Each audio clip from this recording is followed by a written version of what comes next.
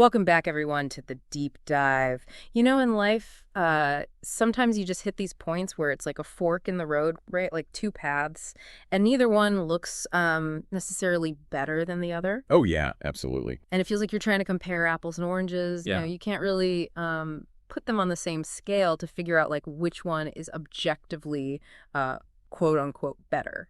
You're hitting on something really fundamental there. It's this whole philosophical problem of incommensurable values and incomparable options. And it's something I know a lot of you out there probably think about, especially our listeners who are into philosophy.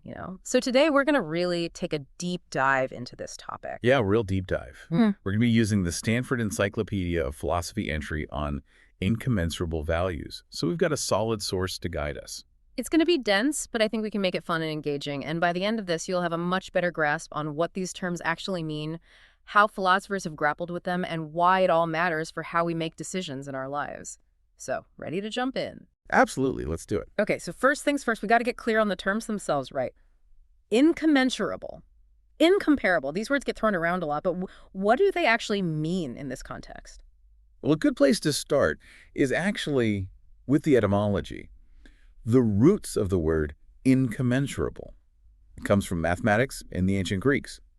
They discovered that certain lengths, like say the side of a square and its diagonal, couldn't be measured using the same unit. Like you couldn't find a common denominator for them. Exactly. So they were incommensurable, lacking a common measure. Mm-hmm. Now you could still see that the diagonal was longer than the side, so an ordinal ranking was possible, one was greater, but you couldn't express how much longer it was in terms of whole numbers or simple ratios. They didn't have the concept of irrational numbers back then. Makes sense. So it's like you can tell one thing is bigger, but you can't quantify the difference precisely. Right.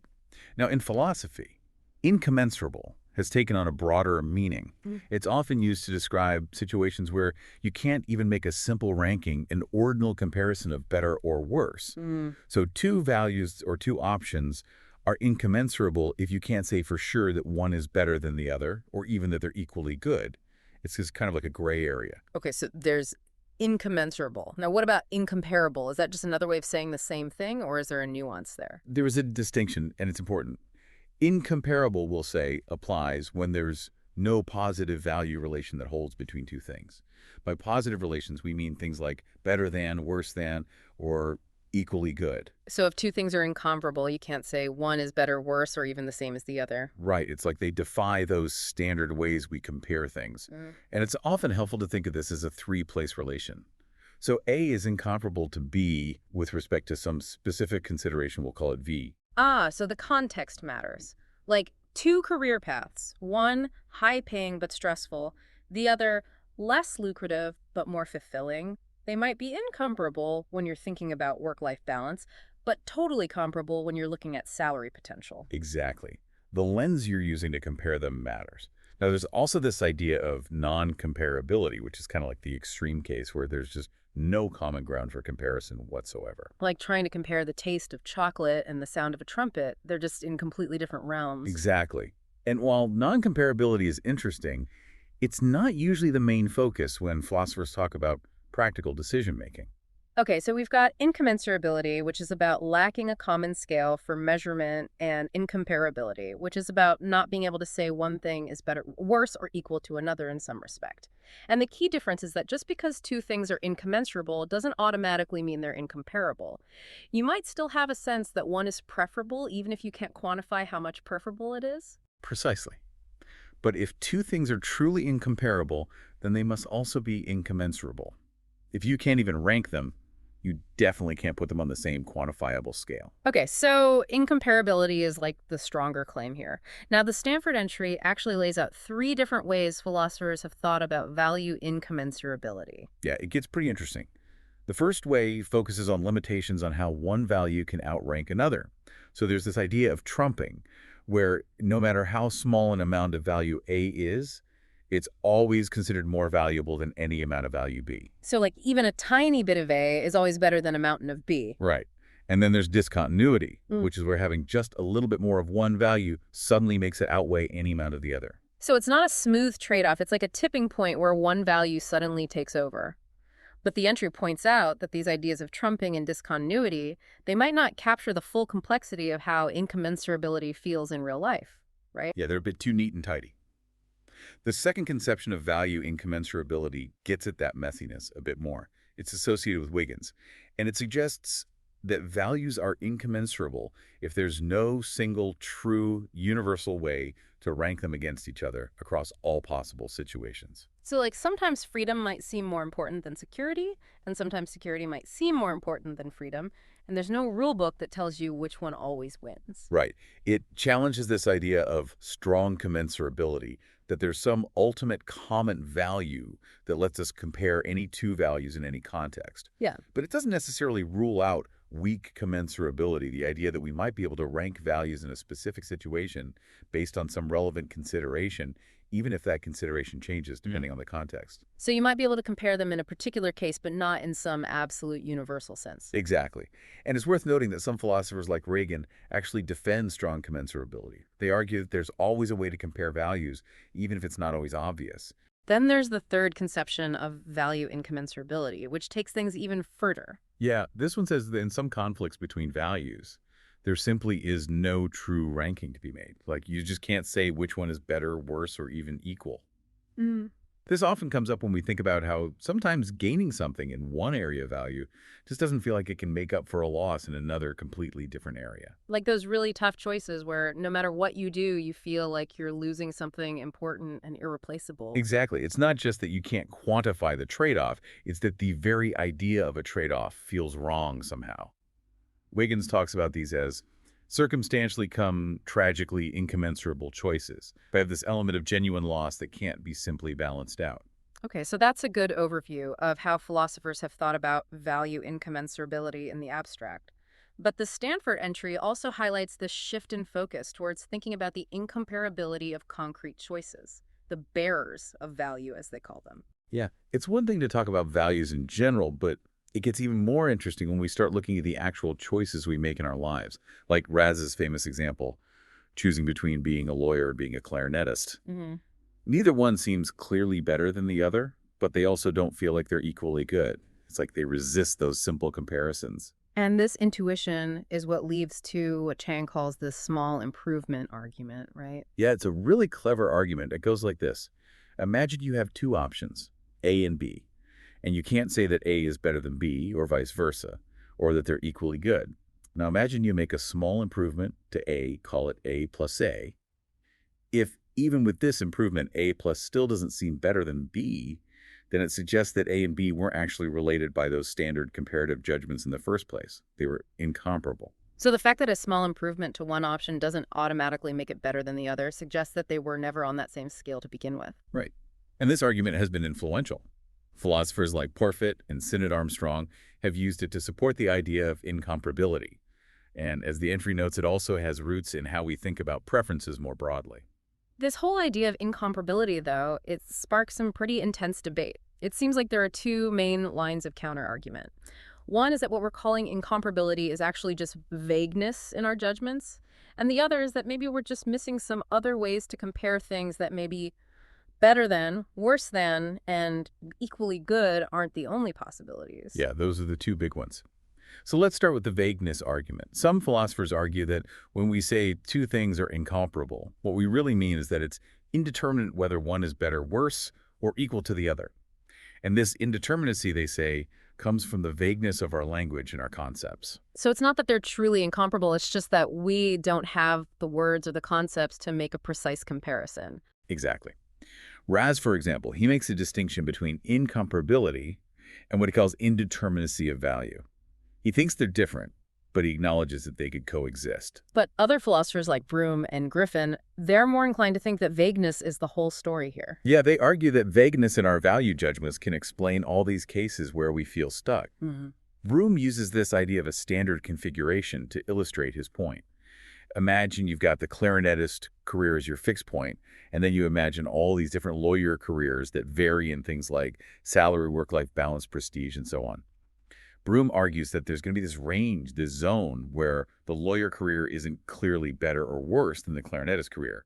And he says this zone represents vagueness, what he calls hard or soft indeterminacy. So instead of a sharp line between better and worse, there's this fuzzy area where it's just unclear. Exactly. And Broome's argument relies heavily on his collapsing principle. which basically says that if it's not false that y is better than x, and it is false that x is better than y, then it must be true that y is better than x. But this principle has been challenged by other philosophers who have come up with counterexamples. So that weakens Broom's argument a bit. But even with those challenges, the vagueness explanation still has some appeal because it seems parsimonious. Like, if we already accept that our judgments can be vague, then why introduce this whole new concept of incomparability? Right, it's like Occam's razor, the simplest explanation is often the best. But then we have the other line of counterargument, which is that maybe better than, worse than, and equally good just aren't the whole story. Maybe there are other ways things can be related in terms of value. So maybe our vocabulary for comparison is just limited. Exactly. And this is where things get really interesting, because some philosophers have proposed new comparative relations that go beyond the standard trichotomy. Griffin and Parfit, for example, they've suggested the idea of roughly equal. Okay, so what's that about? Well, it's not just about a small difference or a low-stakes choice. It's a genuine comparative relation where neither option is worse than the other, but even if you make a small improvement to one, it doesn't automatically make it better. It's like they're in the same league, they're at a similar level, but you can't say one is definitively better. Parfit uses the example of comparing a poet and a novelist for an award. They might be roughly equal in overall merit, even though their talents are quite different. So it's like they're both great, but in different ways, and you can't really say one is better overall. Right.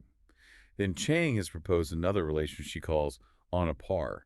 She says two things are on a par when neither is better nor worse than the other. Their differences prevent them from being equally good, and yet they're still comparable in some sense. Your example is comparing Mozart to Michelangelo in terms of creativity. You can't say one was more creative, but they're also different kinds of creative. So equally creative doesn't quite capture it either. So on a par is like this middle ground between better, worse, and equal. It acknowledges both similarities and differences. But as the entry mentions, Chang's argument for this relation has also faced some criticism. It has.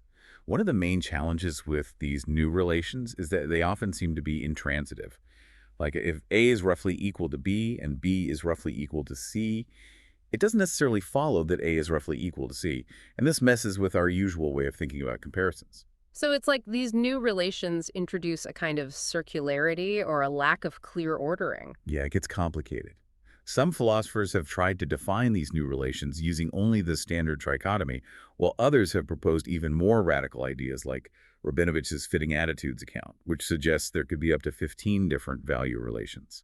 There's also this idea of clumpy values, which basically says that what looks like incomparability might actually be situations where things are equally good within certain clusters or ranges of value. So there's a lot of debate about whether these new relations are really needed or whether we can make sense of things with just the standard three. But ultimately, the question of whether true incomparability exists comes down to whether we're missing some crucial nuances in how we compare things, or whether what we're calling incomparability is really just vagueness or something else entirely. Right. It's a really complex issue. But beyond the debate about whether incomparability is real, there are also arguments for the existence of value incommensurability and incomparability. And these arguments often connect to the idea of value pluralism. Value pluralism, that's the idea that there are multiple fundamental values that are distinct and can't be reduced to a single overarching value. Exactly. Most philosophers who argue for incommensurability or incomparability are also value pluralists. They believe that there are just different kinds of good in the world and that these different goods can't always be neatly compared or ranked. This contrasts with value monism, which says that all values can ultimately be traced back to one fundamental value. So if you're a value monist, then the idea of incommensurability becomes much harder to defend. Because if everything boils down to one ultimate value, then you should be able to compare everything in principle. Right. But even some monists like Mill, who believed in qualitatively different pleasures, have acknowledged that those different pleasures might be hard to compare. So even within monism, there might be room for some degree of incomparability. Okay, so let's dig into some of the arguments for incommensurability. The Stanford entry mentions something called constitutive incommensurability. What's that all about? The basic idea is that for certain kinds of goods or values to exist and have the meaning they do, they have to be treated as incomparable to certain other things. It's like their very nature depends on this incomparability. Rez's argument about being offered money to leave your spouse is a classic example. Yeah, like it's not just that love is more valuable than money. It's that the very act of putting a price tag on love would undermine the kind of relationship it is. Exactly. It's like a social convention that relies on this belief in the incomparability of certain things. But Chang has pointed out that this kind of incommensurability might be too relative to specific social norms, like what's considered incomparable in one culture might not be in another. That it might not be a universal feature of value itself. Right. But Raz's argument does point to something important about how we value certain things. Then Anderson offers another perspective on constitutive incommensurability through her pragmatic account of value. She says X is good basically means it's rational to value X. And she argues that there are times when there's just no good reason to compare two different goods. That comparison itself would be pointless, and so the goods become incommensurable in that context. And she gives a few reasons why a comparison might be pointless. Like it might be boring, like trying to rank all the artworks ever created. Or it might be better to allow for non-rational motivations in some areas of life, like how you spend your free time. Or the goods might play such different roles in our practical reasoning that comparing them just doesn't make sense. Like the classic conflict between saving your mother and keeping a promise to a friend. Exactly. But Chang has counterarguments to each of these points. She suggests that comparisons can be necessary even if they seem pointless, that non-rational motivations might have a more limited scope, and that you don't necessarily need a single common property to compare things. So the debate goes back and forth. Another argument for incommensurability comes from thinking about moral dilemmas, the situations where no matter what you choose, you feel like you've done something wrong. Yeah, moral dilemmas are really interesting in this context, because they often involve these seemingly irreconcilable value conflicts that make us feel like there's no good option.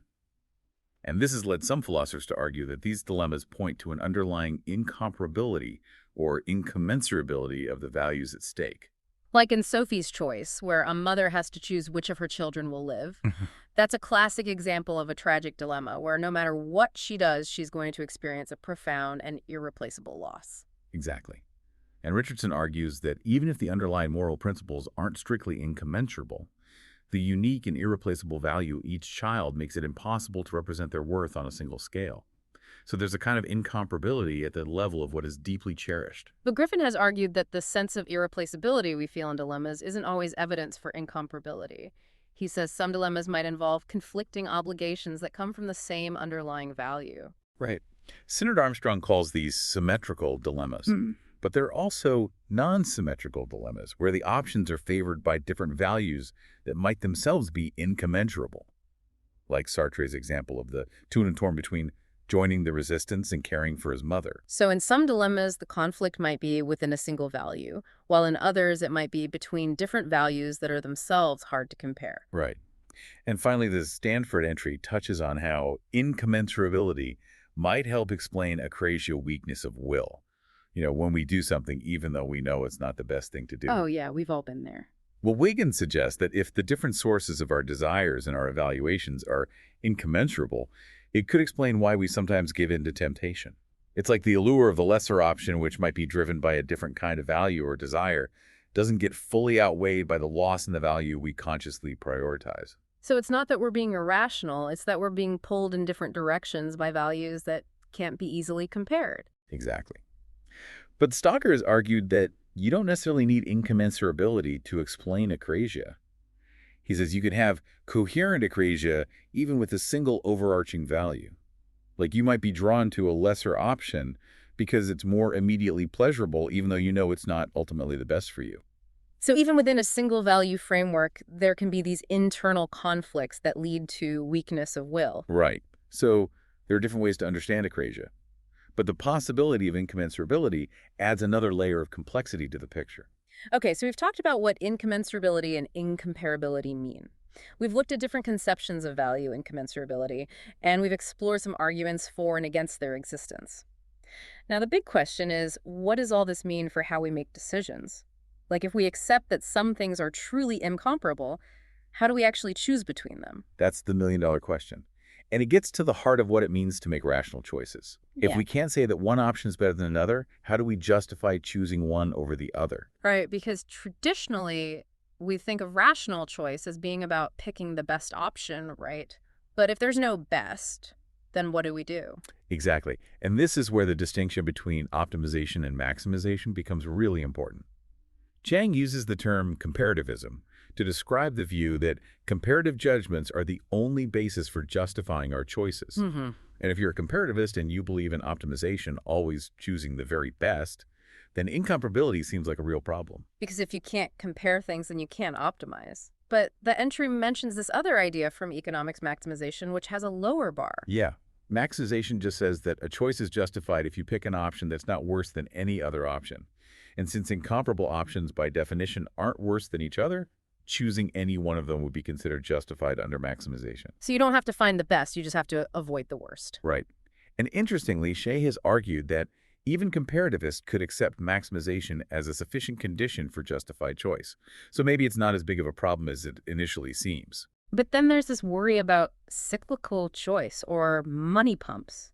Like if you keep choosing between options that are roughly equal or incomparable, you could end up going in circles and ultimately being worse off than you started. Yeah, that's a legitimate concern. Like, imagine someone who keeps switching back and forth between two careers because they can't decide which one is better. They might end up wasting a lot of time and energy and never really getting anywhere. So how do we avoid that? Well, there are different responses. Broom has suggested that people might simply change their minds along the way. Others have argued that the very reasons we value these options should provide some resistance to constantly switching. Chang has proposed a hybrid approach where we use given reasons based on the inherent qualities of the options, until we reach a point where the options are truly parred, and then we switch to will-based reasons based on our own volitional commitments. But this hybrid view has also faced some criticism. It seems like there's no easy answer here. But another concept that seems important for thinking about choice in the face of incomparability is this idea of rational eligibility. Yeah. The basic idea is that an action can be rational even if you didn't choose the best option. As long as the option you chose was rationally eligible, then the choice is okay. So it's like there might be multiple rationally permissible options even if there's no single best option. Right. And Levi has proposed this formal way of thinking about it called v-admissibility. He says an option is admissible if it's optimal, according to at least one relevant consideration or perspective. This can be more restrictive than simple maximization, as his examples show. So it's not just about avoiding the worst, it's about having at least one good reason to choose the option you did. Exactly. And then Raz has argued that incomparable options actually give you reasons to choose each of them. So they're both rationally eligible, and the final choice becomes an exercise of your will, a way of shaping your own identity. Finnis has a similar view, emphasizing the role of free choice when reasons alone don't determine the outcome. But Reagan has objected to this, saying that such choices would be things that just happen to us, not things we do, and they wouldn't be intelligible without some further reason grounding our wants. So there's this debate about whether choice in the face of incomparability is truly an exercise of our agency or whether it's more like a random flip of a coin. Right.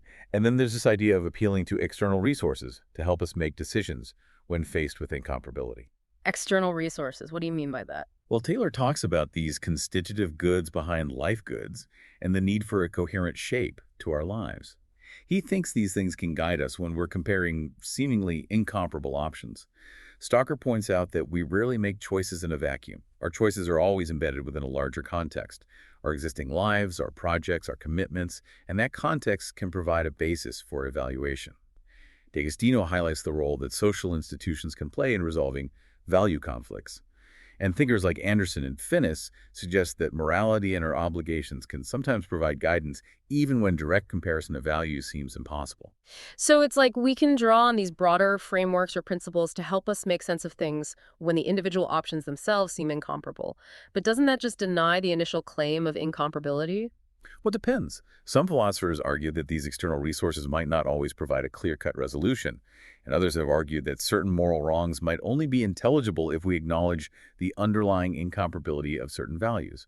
Like Strudler has argued this about lying. So appealing to external resources doesn't necessarily solve the problem of incomparability. It might just shift the problem to a different level. Right. And then there's these non-maximizing approaches to decision-making. Non-maximizing, you mean not even trying to find the best option? Well, not necessarily the best in the relative sense. Stocker has proposed that we should focus on finding options that are the best in an absolute sense, options that meet certain ideals or standards, and then choose something that's good enough to contribute to a good life or a worthwhile project. This is different from satisficing, which is more about finding something that's just good enough to meet a certain threshold. Stocker's idea is more about striving for excellence, even if you can't always compare options directly. So it's like aiming high, even if you can't always quantify what high means. Exactly.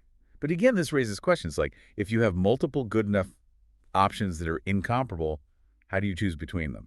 And does appealing to this general idea of a good life ultimately undermine the whole notion of incomparability? It seems like we keep running into these deep philosophical puzzles. We do. And finally, the Stanford entry talks about deliberation, about our ultimate ends or goals, and how incommensurability might play a role there. Plus the added challenges of dealing with risky actions, where the outcomes themselves might be incomparable. Okay, so let's unpack that a bit. What about deliberation about ends?